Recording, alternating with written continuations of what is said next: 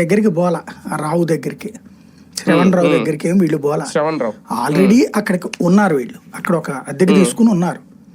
సాధారణంగా మనం విదేశాలు వెళ్ళినప్పుడు మనం మా పక్కన తిరుగుతూ ఉంటాం, సరదాగా తిరుగుతూ ఉన్నప్పుడు మన భాష వినబడింది అనుకోండి, వెంటనే చూస్తాం మీరేంటి ఇండియానేనా అంటే ఇండియా అని. మీరు తెలుగు మాట్లాడుతున్నారు కదా ఎక్కడ అంటే నాది ఆంధ్ర అంటే నాది తెలంగాణ, ఓకే నేను సో అని పరిచయం చేసుకుంటాం. ఈ బంధుత్వాలు మనకు తెలిసిన వాళ్ళ పేర్లు చెప్పుకుంటాం. ఆ తర్వాత ఆటోమేటిక్గా సాహచర్యం పెరుగుతుంది. విదేశాల్లో ఉన్నప్పుడు ఒంటరితనం ఎక్కువ అనిపిస్తుంది మనకి, ఎందుకంటే మన భాష కాని వాళ్ళు, మనకి తెలియని వాళ్ళు.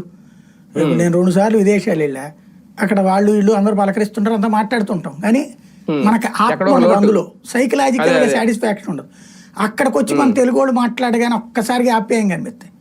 ఇప్పుడు మన ఈవెన్ ఇతర రాష్ట్రాలు వెళ్ళినప్పుడే అంతే. ఇప్పుడు మన కాశీ వెళ్ళినప్పుడు అంతా తిరుగుతున్నప్పుడు వాళ్ళంతా హిందీలో మాట్లాడుతూ ఉంటాడు, అదంతా మాట్లాడుతున్నా మనం ఏదో పని చేసుకుంటుంటాం. కానీ అక్కడ మనం నడుస్తున్నప్పుడు అర్జెంటుగా తెలుగులో ఎవరో కేకేస్తారు, సాయి గారు ఏంటి వచ్చారనేసి.